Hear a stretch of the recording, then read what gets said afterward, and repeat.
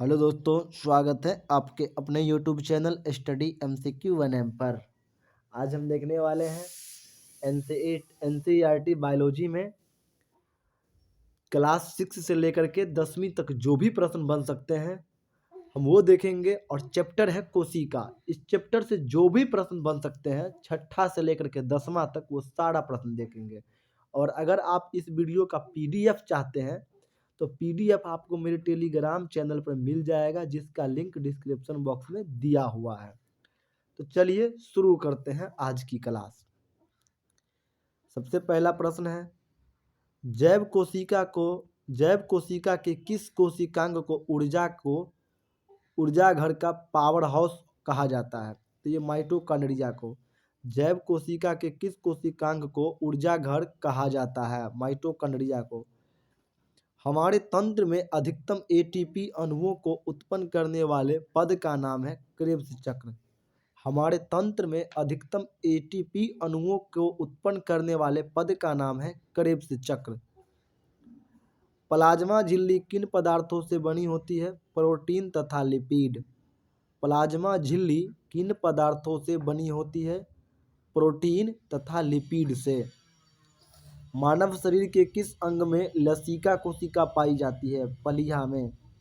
मानव शरीर के किस अंग में लसिका कोशिकाएं पाई जाती है? पलिया में।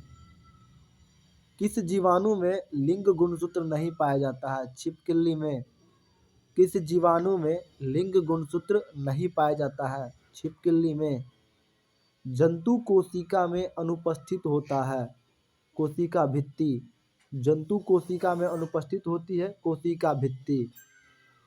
पीट पिंड कहाँ पाई जाती है? अंडाशय में। पीट पिंड कहाँ पाई जाती है? अंडाशय में। पीट पिंड कहाँ पाई जाती है? अंडाशय में। परिक्रमित कोशिका मृत्यु के कोशिकीय और आणविक नियंत्रण को क्या कहते हैं? एपोप्टोसिस। परिक्रमित कोशिका मृत्यु के कोशिकीय और आणविक नियंत्रण को क्या कहते हैं? एपोप्टोसिस। केंद्रक के अतिरिक्त कोशिका के किस कोशिकांग में DNA उपस्थित होता है? हरित लवक और माइटोकॉन्ड्रिया। केंद्रक के अतिरिक्त कोशिका के किस कोशिकांग में DNA उपस्थित होता है? तो हरित लवक और माइटोकॉन्ड्रिया में भी DNA होता है। किस कोशिका की पाचन थैली कहते हैं? लाइसोसोम को। कोशिका की पाचन थैली कहते हैं लाइसोसोम को।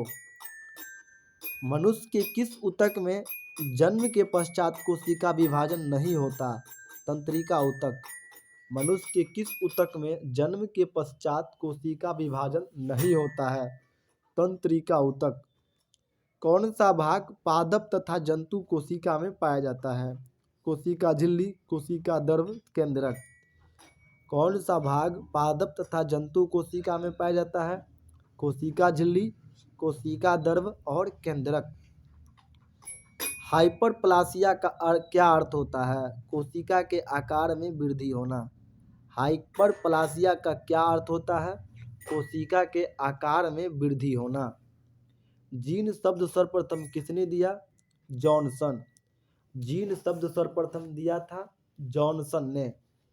रिवर्स प्रतिलेखन की खोज किसने की थी? टेमिन एवं बाल्टीमोर। रिवर्स प्रतिलेखन की खोज किसने की थी? टेमिन एवं बाल्टीमोर ने। जब एक युग्म जीन दूसरे इकाई को प्रभाव को छुपाता है तो इस प्रक्रिया को कहते हैं प्रभाविता। जब एक युग्म जीन दूसरे इकाई के प्रभाव को छूता है तो इसी प्रक्रिया को कहते हैं प्रभाविता। कोशिका के जीवित अंश जीवद्रव्य कहलाता है। यह किससे मिलकर बना होता है? कोशिका द्रव्य, केंद्रक द्रव्य। कोशिका के जीवित अंश जीवद्रव्य कहलाता है। यह किससे मिलकर बना होता है? कोशिका द्रव्य एवं केंद्रक द्रव्य। कौन सा कोशिकांग प्रोटीन संश्लेषण में सहायता करता है? तो राइबोसोम। कौन सा कोशिकांग प्रोटीन संश्लेषण में सहायता करता है? राइबोसोम। मानव शरीर में गुणसूत्रों की संख्या कितनी होती है? 46। मानव शरीर में गुणसूत्रों की संख्या होती है 46। कौन सा तत्व पौधों की कोशिका भित्ति की संरचना के घटक है? कैल्शियम। कौन सा तत्व पौधों की कोशिका भित्ति की संरचना का घटक है? कैल्शियम। सबसे छोटी जीवित कोशिका कौन है? माइकोप्लाज्मा। सबसे छोटी जीवित कोशिका है माइकोप्लाज्मा। किसे जीवन का भौतिक आधार माना जाता है? जीवद्रव्य को। जीवन का भौतिक आधार माना जाता है जीवद्रव्य को। कौन सा कोशिकांग केवल वनस्पति कोशिका में ही उपस्थित होता है? हरित लवक। कौन सा कोशिकांग केवल वनस्पति कोशिका में ही उपस्थित होता है? हरित लवक। कौन सा कोशिकांग केवल वनस्पति कोशिका में ही उपस्थित होता है? हरित लवक। द्विनाम पद्धति के जन्मदाता कौन है? Carolus Linnaeus. द्विनाम पद्धति के जन्मदाता है कैरोलस लीनियस। दो कोशिकाओं के मध्य पदार्थों का आवागमन किसके माध्यम से होता है? जीवद्रव्य तंतु के माध्यम से। दो कोशिकाओं के मध्य पदार्थों का आवागमन किसके माध्यम से होता है? जीवद्रव्य तंतु के माध्यम से। किस तत्व के कोशिकाओं में एकत्रित होने से रंध्र खुल जाता है? पोटेशियम। किस तत्व के कोशिकाओं में एकत्रित होने से रंध्र खुल जाता है? पोटेशियम। किस कोशिकांग को ट्रैफिक पुलिस की संज्ञा प्रदान की गई है? गोल्जी काय। किस कोशिकांग को ट्रैफिक पुलिस कहा जाता है? गोल्जी काय को। प्लाज्मा झिल्ली किस पदार्थ से बनी होती है? लाइपोप्रोटीन। प्लाज्मा झिल्ली किस पदार्थ से बनी होती है? लाइपोप्रोटीन। प्लाज्मा झिल्ली की संरचना का यूनिट मेम्ब्रेन मॉडल किसने दिया? रॉबर्टसन 1959 में।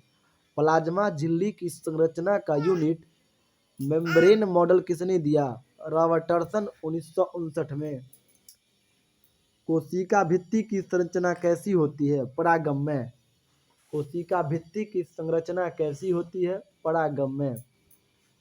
विश्व की सबसे छोटी कोशिका है माइकोप्लाज्मा गैलीसेप्टिकम। विश्व की सबसे छोटी कोशिका है माइकोप्लाज्मा गैलीसेप्टिकम। विश्व की सबसे बड़ी कोशिका है शुतुरमुर्ग का अंडा। विश्व की सबसे बड़ी कोशिका है शुतुरमुर्ग का अंडा। मानव शरीर में सबसे छोटी कोशिका है सेरिबेलम की ग्रैन्यूल सेल। मानव शरीर में सबसे छोटी कोशिका है सेरिबेलम की ग्रैन्यूल सेल। मानव शरीर की सबसे बड़ी कोशिका है अंडाणु, केवल स्त्री में। मानव शरीर की सबसे बड़ी कोशिका है अंडाणु, जो केवल स्त्री में होता है। मानव शरीर की सबसे लंबी कोशिका है न्यूरॉन। मानव शरीर की सबसे लंबी कोशिका है न्यूरॉन। पुरुषों में सबसे छोटी कोशिका है शुक्राणु। पुरुषों में सबसे छोटी कोशिका है शुक्राणु यानी स्पर्म। सबसे बड़ी पादप कोशिका है कालेर्पोटैक्सीफोलिया। सबसे बड़ी पादप कोशिका है कालेर्पोटैक्सीफोलिया। सबसे बड़ी कोशिका है कालेर्पोटैक्सीफोलिया। चलिए आज की क्लास यहीं समाप्ति करते हैं। मिलेंगे अगली वीडियो में। वीडियो कैसा लगा कमेंट जरूर कीजिएगा। अच्छा लगा होगा तो सब्सक्राइब जरूर कीजिएगा, शेयर कीजिएगा। धन्यवाद। मिलेंगे अगली वीडियो में।